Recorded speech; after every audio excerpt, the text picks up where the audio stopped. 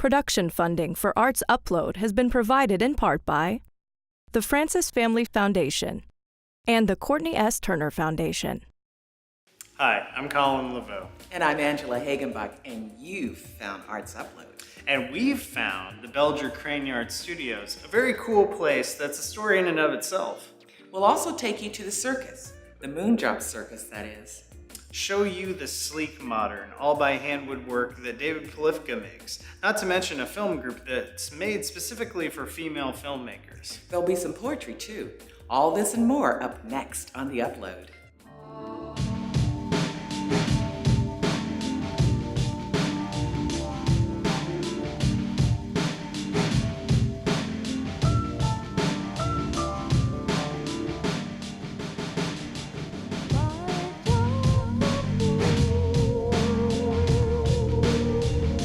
So, Angela, aerials have become such a popular thing. Have you ever tried something like that? No. It makes me feel sore just to think about it. It looks really hard, but very beautiful. Yeah, well, I guess you're not going to run off and join the circus anytime soon. But a surprising number of aspiring performers have banded together to showcase their talents as Moondrop Circus. No animals, just a lively assortment of aerialists, jugglers, stilt walkers, hula hoopers, and musicians, as producer-videographer John McGrath will now reveal.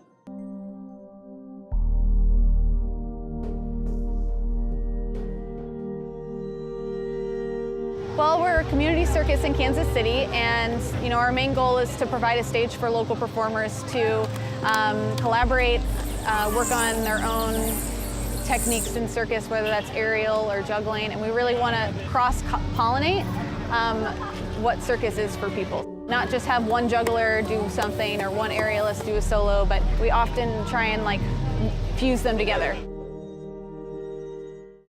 are we? The Moondrop Circus! And we're having a great time! Woo! With or without the lightning!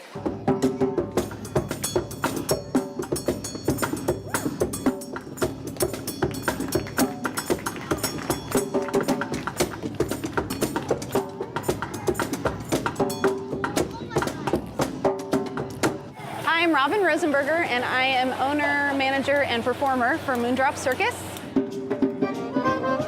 I do mostly aerial and stilt walking, a little bit of acro balance, and I love circus, so. I think a lot of times people think of circus can become very variety show oriented, where it is like one show, one act, and another act. So we try and use MCs. What we have coming up next is a crowd favorite. It's called the Acrobatic Trio. And our live musicians really put the whole thing together. We use live music for all of our, what we call community performances, so Final Fridays, First Fridays in Kansas City.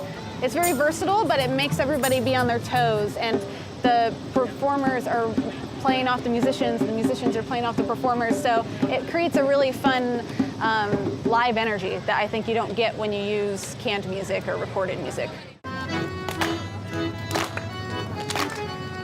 But Moondrop is really promise. We really do fuse it all together, and we really seek out people that are hoping to become better performers or are already really excellent performers, and maybe they're teachers and really like to perform on the side, or they're a dental hygienist and a single mom and like to perform on the side. I'm Tara Gray. I am a dental hygienist and a single mother of a 3-year-old, and I am an aerialist for the Moondrop Circus. My expertise is aerial silks, and then I just started doing lyra, or the aerial hoop. Well, it's a big metal hoop that hangs like the aerial silks would hang, and you just have to maneuver yourself doing tricks around this metal hoop. So it's a lot of strength because you have to hold on as opposed to being locked into it. A lot of flexibility training goes into it too, because a lot of the tricks are just being flexible enough to do it, and I love it. It's a whole new challenge for me.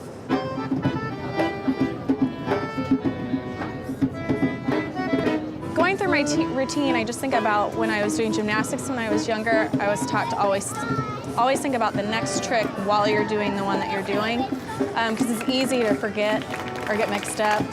and kind of get stumped at what you're doing. So always just keeping ahead of yourself, being one step ahead, and just remembering to smile, because if you mess up and you're smiling, nobody knows that. You messed up.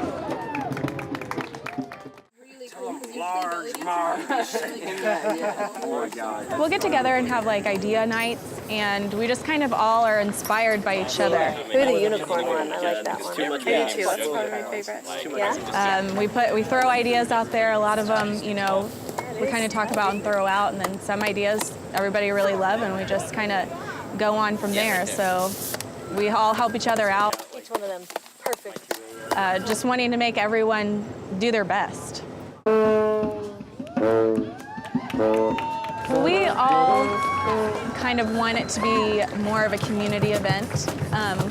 We want people who don't know about circus to be introduced to circus, and you know, if they want to do juggling, or if they want to do aerial, or if they want to do yo-yo or anything, you know, we can hook them up with the places to go, people to talk to, and get their dreams started too. So when it comes down to it, you can perform for yourself all you want, but you're really performing for your audience. You want to make them feel good, and you want to. That's the real reason we do this. I mean, we do this because it's fun and it makes people laugh. Like, one of our big missions is like dream big, because we dream big and we want you to dream big with us.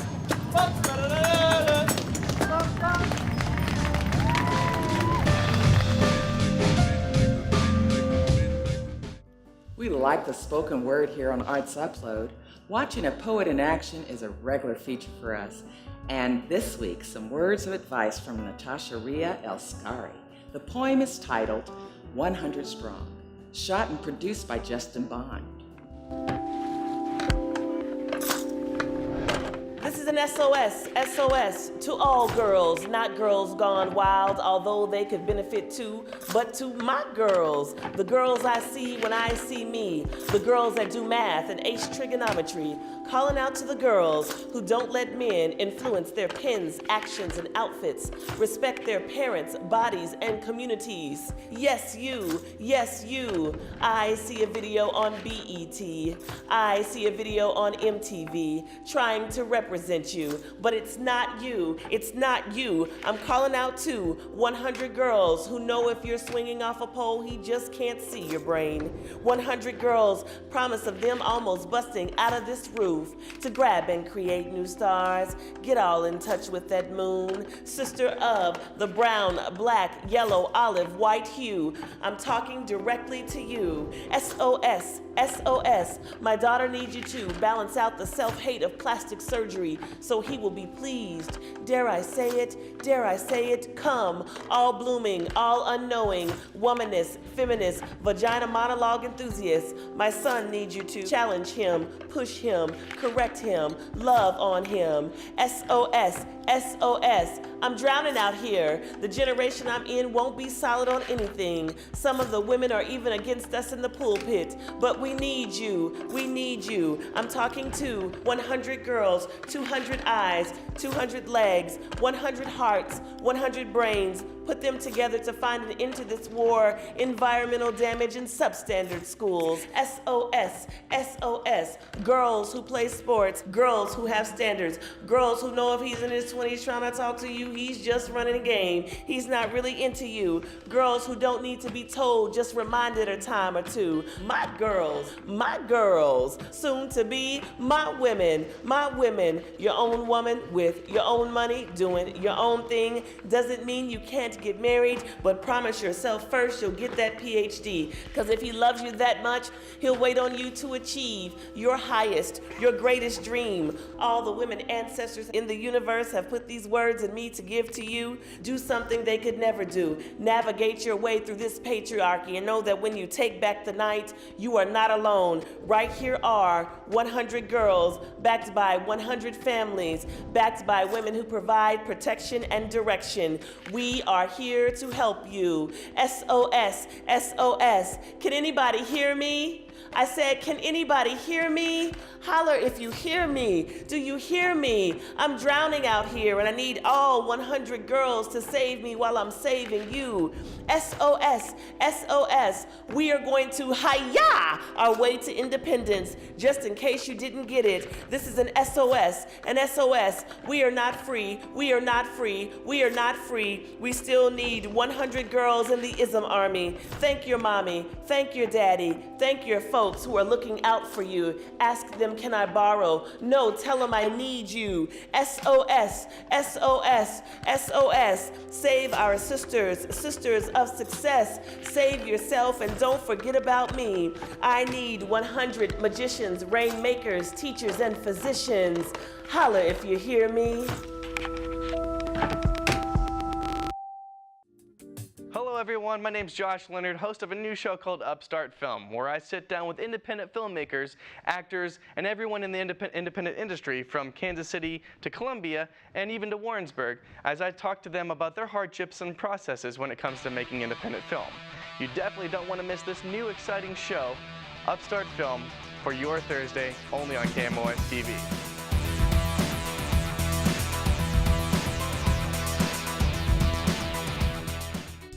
The name Belger in Kansas City has long signified cranes and heavy hauling, in fact.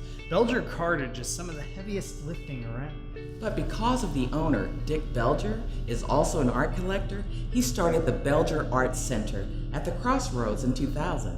And last year, he and his wife Evelyn opened an amazing 4-building complex called Belger Crane Yard Studios. It's home to art and artists in various mediums. In fact, there's a lithography studio up on the 3rd floor. Now, David Polifka may never have had a show there, but the furniture he makes is owned by some who have. David has been pursuing his vision of beauty, old-time woodworking techniques, and sustainability for over 30 years. Producer Ashley Holcroft shows us just how that looks.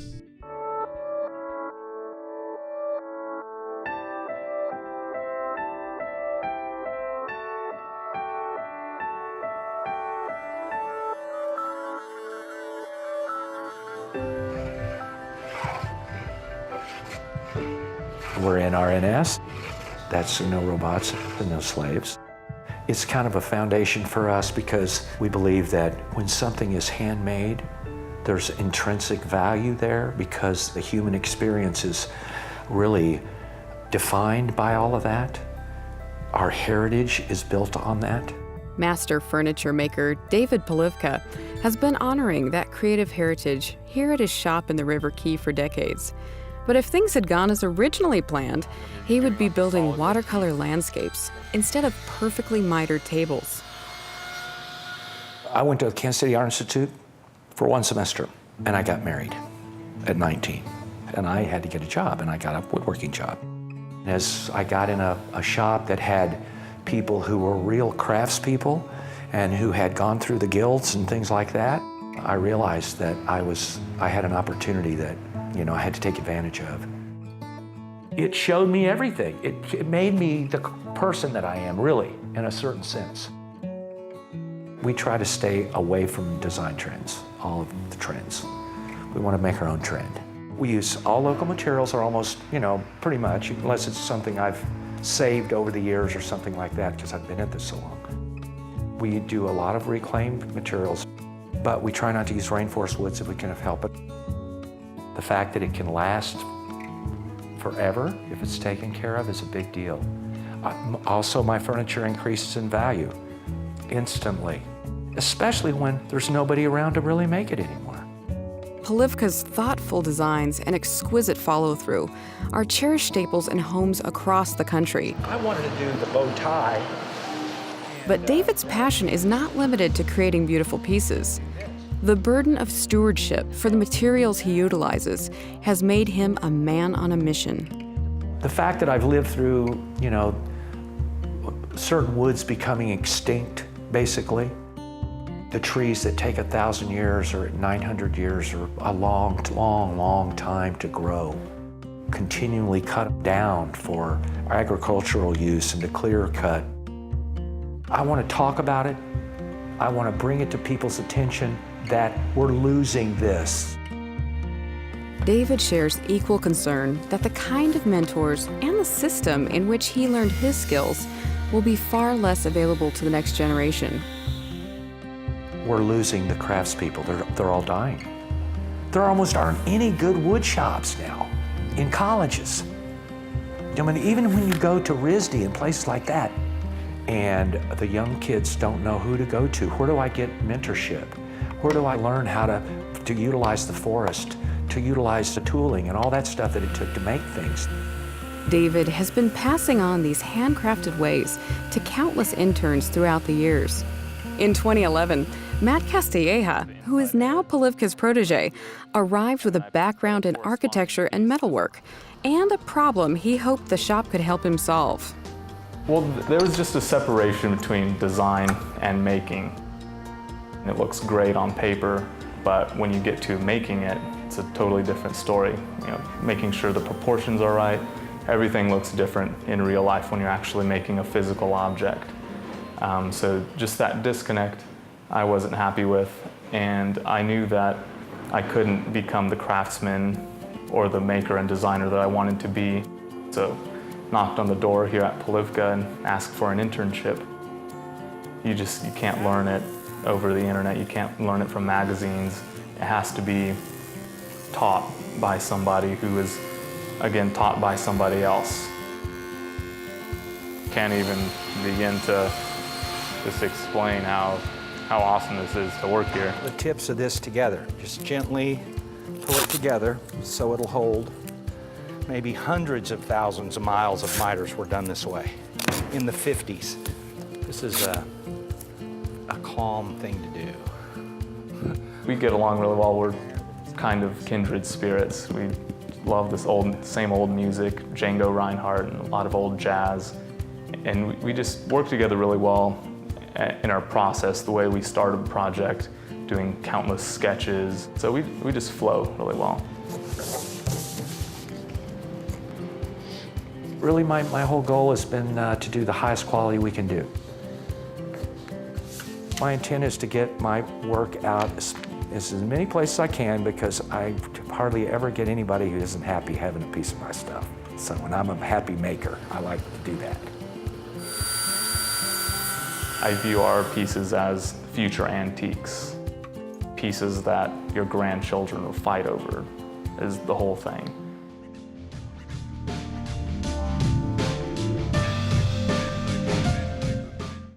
And now, from Masters of Wood to Masters of Film, we jump ship to talk about a film institute for female filmmakers held right here in Columbia. We were able to sit down with Paula Elias, head of the Citizen Jane Film Festival, to find out more. All the way up, because Citizen Jane is a program of Stevens College, and Stevens College and Columbia Public Schools have a collaboration. And so we work with Columbia Public Schools to find our students, and they can just sign up for summer school just like they would do any other summer school class, but this is only for girls. And it's for girls who are interested in figuring out how to make a film. The most important thing is, how do you start recording? Well, I mean, we're very much a hands-on filmmaking camp. So we talk about women and the underrepresentation of women in film. One of the stats that we talk about a lot is last year only 7% of the top 250 grossing films were made by women. And so that means that even though women are more than half the population, we have a very, very small representation in film, which we feel is the most powerful cultural medium there is. So we start with young women, and we help empower them to believe in their own voice, to be able to tell their own stories. We teach them the tools of screenwriting and storytelling. We teach them the technical aspects of lighting and sound and using camera. We use professional equipment. They have a membership to the Columbia Access Television, so that for a year they can make films and use all that equipment for free, because equipment is expensive. So we really set them up to really know in the first session the basics of how to make a film, how to edit a film. We use Premiere Pro. We use all professional equipment, so that they really will know how to make a film, and they can go out and make a feature film if they wanted to. Now obviously they wouldn't have a big budget for it, they'd have to work on that piece, but and then the second 2 weeks we do advanced filmmaking, and so we'll make a short doc, we'll make a short narrative, we make turn off your cell phone videos for the Citizen Jane Film Festival that we play before the films. We do a little music video as a project, and I mean, you saw they were doing a lot of different fun projects. What about us? We can do that another time. I'll be back. You promise? 2 years ago, we changed the curriculum, and I wrote a whole new curriculum, and it was a lot more in depth, and we really needed professional filmmakers to work with us, work with the students. And so we got a chance to work with Stevens film students. We have an amazing film department here at Stevens College. And so all of our teachers, the ones that teach lighting and sound and editing and camera, are all film students from Stevens College who, like, one of them is working on a feature film this summer, and they've all made many films, and so they have experience, but they're also close in age. So it's exciting to me to be able to have the students working with young women that really aren't that much older, maybe 5 or 6 years older than they are, but who have accomplished so much, made films and really understand. I mean, they're on their way to becoming truly professional filmmakers. And so I think that small gap in age provides a really strong mentorship relationship. And we really go back to the whole, if you can't see it, you can't be it. And so we really try to provide the students with a lot of opportunities to see it so that they can believe it. Any message comes in from a Ben or a Clark or I graduated at Stevens with a film degree, so I came here with a lot of knowledge on the technical side of camera and kind of the professional world of camera. So I kind of come here from the technical side and then let them explore their creativity with keeping them in bounds of what they can do, but yet being able to try to reach out and kind of get to a more creative field that me as an adult sometimes I can't quite channel yet, or haven't been able to channel in a while. So they add all of the creativity and flair and learn the technical, and I'm just there to try to help teach them. To start off, we give them the Canon T3i, a simple tripod, start them off with basics, and then we're probably going to get more into movement, change their lenses around on them, which will be exciting, and probably experiment with a lot of movement, like I was saying, like dollies or sliders or whatever they feel like they want to get their hands on. The best part about the camp is that they get to work in different departments, whether that's sound, whether that's camera, whether that's lighting, and then they're going to do editing. So they really get a feel for all aspects of film. And my favorite thing is at the end of the camp, there's girls who say, I just want to be a filmmaker. I just want to run sound, which I've never heard before in my life. And I just want to be a lighter. And they do come out with these really strong passions for certain parts of film, or some that just want to do it all, and they leave here and go create new stuff outside of camp, which is the most rewarding. It doesn't just end when the camp ends, but it really just flourishes after they get out of here. My piano teacher actually recommended it to me, and we saw it in the summer school sensation kind of packet. So I talked to my mom about it, and she said it'd be a great idea for me to do it. It's really fun. I didn't think it was going to be this fun. We have learned about sound, and I just learned about camera. Sound, we were doing non-sounded like cartoons, and then we would go on the internet and we'd find sound and we'd put it to the cartoon. And then camera, we were just filming like a music video for like a song we did. So this is like really cool to give girls a chance to like direct and like operate the camera and be like doing the film. So if you want to do this when you get older, there'll be more women directing films and stuff. Well, advice that I would give to a woman who wants to take on filmmaking, I think, just start doing it. I mean, you can pick up your phone. I mean, there was a film made by a guy who shot everything on his cell phone that was at Sundance last year. So, I mean, you don't need fancy equipment, you just need the ability to tell a story. And there's so many big budget films that are, millions and millions of dollars and they have no story, and they're really not good films. And there are so many films that are DIY, low budget films that have a great story, and that's the piece. So if you have a story to tell, there's nothing to stop you. Camp Citizen Jane teaches young women, and if young women are interested, just go to your guidance counselor at whatever school you're at and tell them you're interested, and we usually put up information in January. But if you're interested, go to your guidance counselor and just say, put me on the list, and we'd love to have some. Just a reminder, you can find PBS shows like American Masters online at pbs.org and local shows like this at KMOS.org. We are Arts Upload, doing our small part each week to prove to you that you can find art everywhere and in everything. And as we leave, how about some dance, Colin, from the new dance series at the Johnson County Community College.